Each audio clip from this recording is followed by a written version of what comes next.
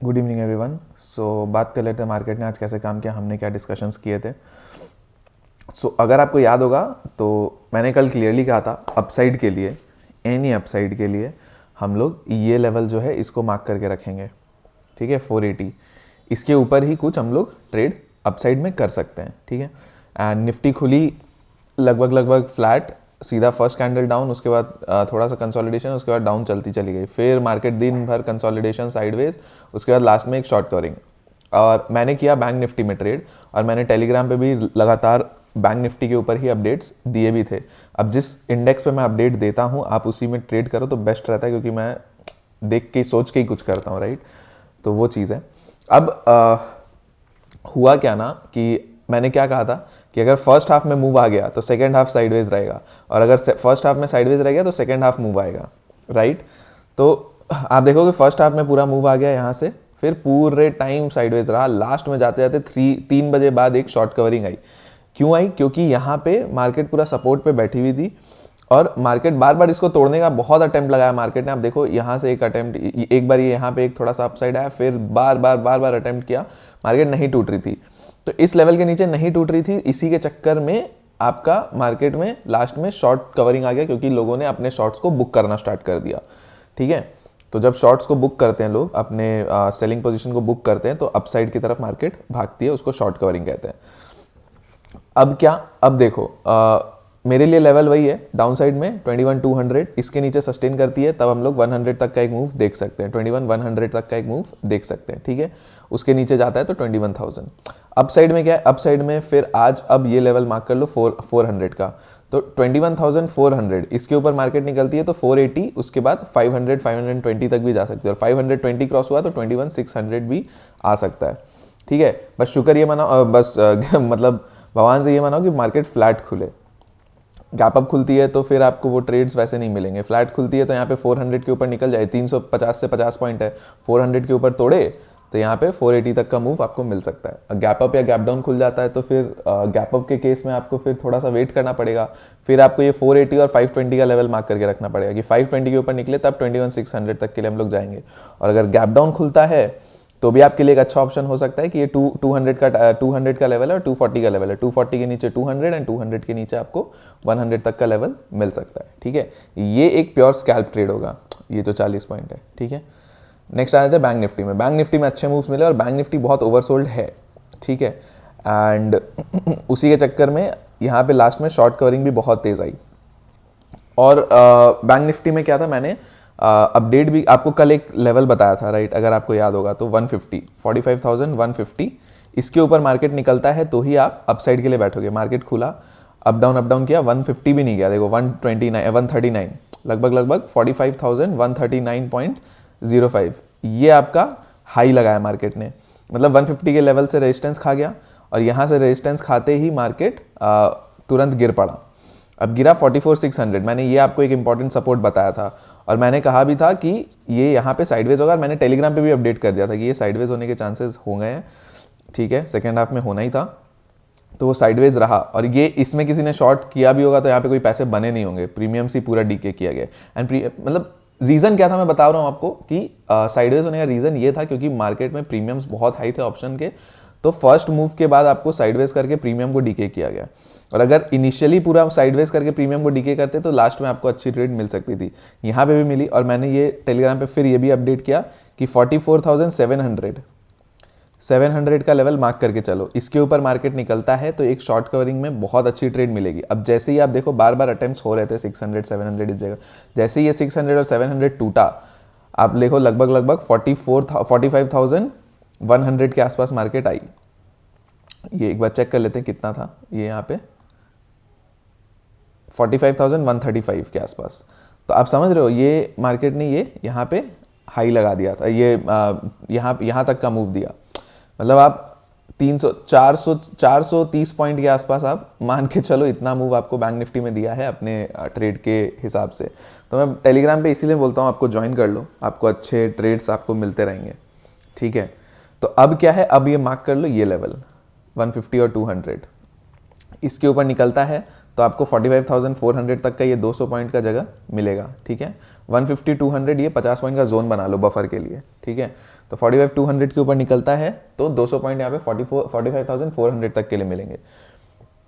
फिर ये हाई देख लो, 45,400 से नेक्स्ट अगर ऊपर निकलता है तो 45,500 टू 550 यहाँ तक का।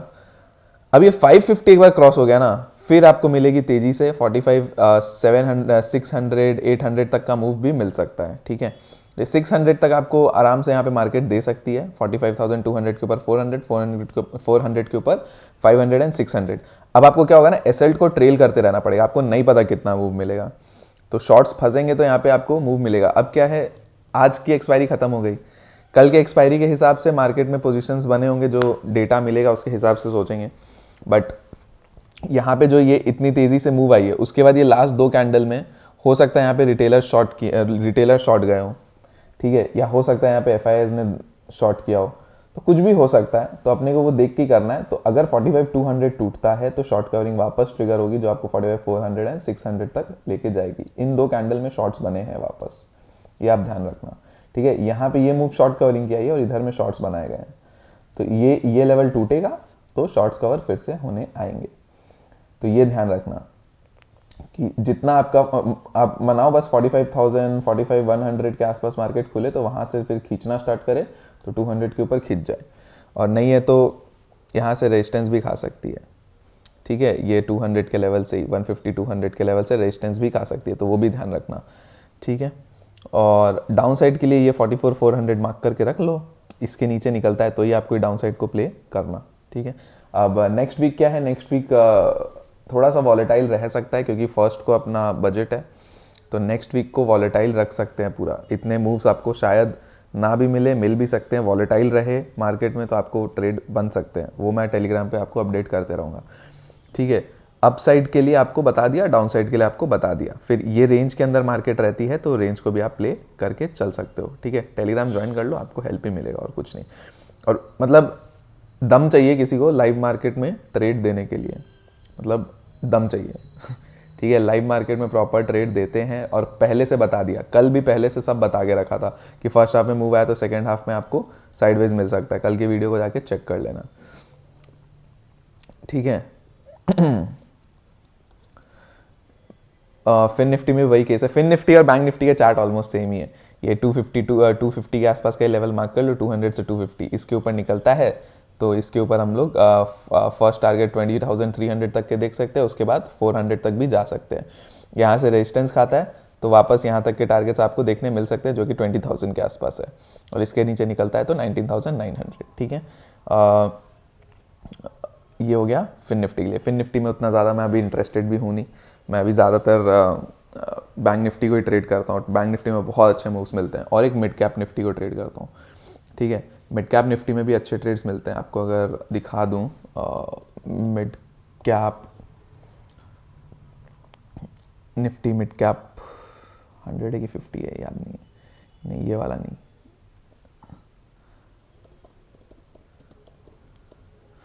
निफ्टी मिड कैप 50 ये नहीं है, मैं वो खोज के रखूँगा, मेरे को याद नहीं आ रहा कौन सा है, ट्रेडिंग व्यू पे नहीं मिल रहा मेरे, मतलब दूसरे इसमें है, एक मिनट दीजिएगा।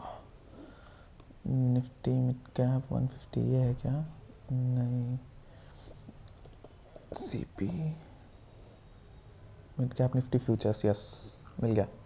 तो इसमें जनरली जैसे ट्रेडिंग व्यू में आपको इंडेक्स नहीं मिलेगा, फ्यूचर मिलता है, तो फ्यूचर को देख के मैं ट्रेड करता हूँ इसमें मिड कैप निफ्टी में।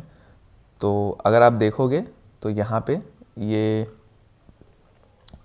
मिड कैप में ना आपको बहुत ज़्यादा रिट्रेसमेंट और ऐसा कुछ नहीं मिलता, आपको लगातार मूव्स मिलते हैं, राइट। तो वही चीज़ है, मिड कैप में बहुत मज़ा आता है ट्रेड करने में। तो मिड कैप निफ्टी में भी आपको बता दूँ, ये 10,500 का लेवल मार्क कर लो, इसके ऊपर निकलता है तो आपको स्ट्रेट 600 तक का मूव मिल सकता है, ठीक है।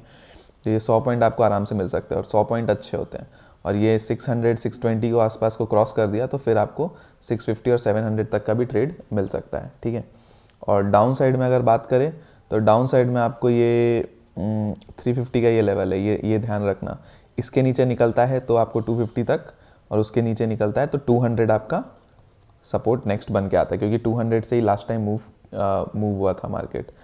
तो अगर मैं आपको दिखाऊं, 200 भी नहीं, ये देखो ये जगह है, तो 120-25 तक यहाँ पे मूव किया था, बट 200 भी आपका एक इम्पॉर्टेंट सपोर्ट रहेगा, याद रखना। तो ये 200, 220 देखो 230 के आसपास ये जगह, ये एक यहाँ पे आपको इंपॉर्टेंट सपोर्ट बन के आ रहा है। उसके बाद इसके नीचे जाता है तो 130 तक का। तो मिड कैप में क्या होता है ना, मिड कैप में आपने अगर ट्रेंड पकड़ लिया तो आपको बहुत अच्छे ट्रेड्स मिलते हैं, राइट। तो आपको बहुत ज़्यादा एक्सपेक्ट नहीं करना है। मिड कैप की चाल 100 से 150 पॉइंट एक दिन में जनरल रहती है। आप मान लो, ये भी ज़्यादा के साइड में ही बता रहा हूँ मैं, 80 से 100 पॉइंट आपको मिलती है मिड कैप में।